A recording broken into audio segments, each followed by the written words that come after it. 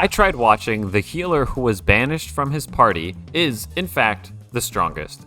And I managed to get through the 6 episodes that are out for it right now. It takes place in a fantasy world where adventurers fight monsters in labyrinths. We follow Raust, who is one such adventurer. Specifically, he's a healer who only knows the most basic healing spell, but makes up for it by having a bunch of useful information and skills. As always, there's a lot I could say about this anime, but today I'll just talk about several things that happened that don't really make sense. Before I do, I guess I'll say spoiler warning, and I guess I'll say that I give the show a 4.5 out of 10. Generally pretty boring. Has a few cool moments, but far too much confusion and cringe. With that out of the way, let's talk about some things I didn't really understand. Okay, so episode 1 is fine. It's where Raust makes a party with this martial arts girl named Narsena. But major red flags start to go off in episode 2. Raust and Narsena are starting to take on more powerful monsters. They end up fighting this ghost thing. Narsena punches it, but her hand passes right through it. Then Raust and her have a conversation for like 30 seconds about how only a magic attack will work on the guy. During that convo, they cut to this shot of the ghost just looking at him, and it's like, guys, is this thing even a threat? The worst thing it did was fly menacingly towards you, and now it's just chilling. Then Narsena's like, all right, I got a plan. So I guess she goes and hides behind a pillar, which I'm pretty sure the ghost saw her do. Then Raust starts to run in a direction where he'll pass where she's hiding. I don't know why it followed him, but not her. Anyway, then it flies near Narsena and she hits it with a magic punch. Why didn't you just do that? Why did you have to do this dumbass ambush thing? Why did the ghost let you do that?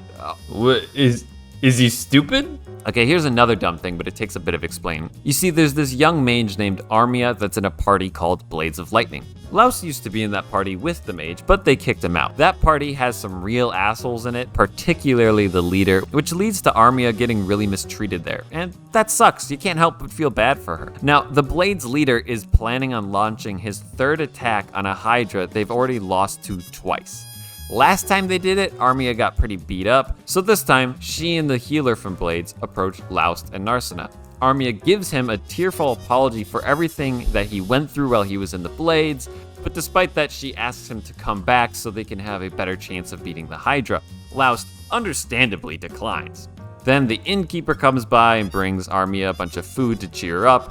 While she's eating, the healer chats with Raust about how bad things are and how she hasn't been able to convince Armia to leave because Armia says she can't abandon a companion. Then they all go their separate ways with Armia and the healer going back to the Blades. You know what never came up in that conversation, which I bet you're wondering about? Why didn't Raust just invite them to his party, or at least try and convince Armia that it's okay to leave a party that abuses her? It's stupid because everyone feels really bad that Armia is stuck in Blades of Lightning. If I give the show the benefit of the doubt, part of that seems to be due to a sort of Stockholm syndrome where she thinks she's worthless and she feels she should be thankful that she's being allowed in a party at all. But then Raust just sits there and all he does is go, damn, that sucks. Which is very frustrating because Armia is written in a way where it's very easy to sympathize with her. She seems to be maybe like an orphan who doesn't have many other options, and for our otherwise very kind main character to not do anything, not even try and talk her out of the abusive party, it just feels so wrong.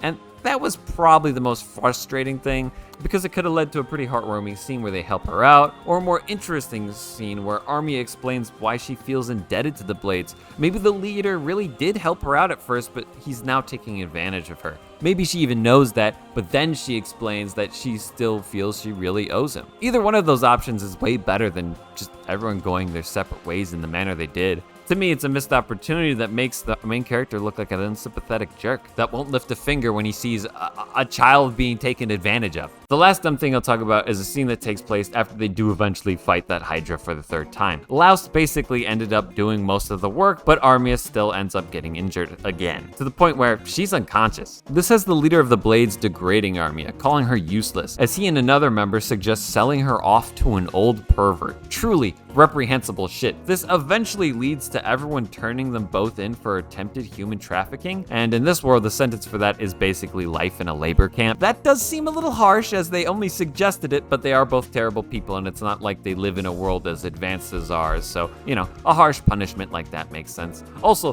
Armia is so precious. I mean, fuck these guys for doing that. She's so innocent.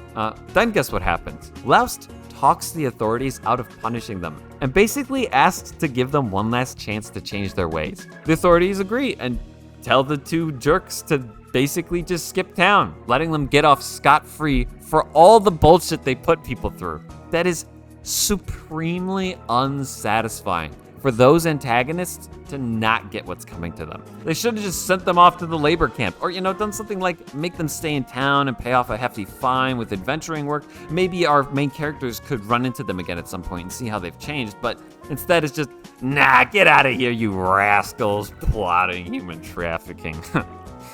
Don't do that again, okay? Don't do that. Anyway, there's a bunch of other dumb shit that happens in this anime, but those are the big ones for me.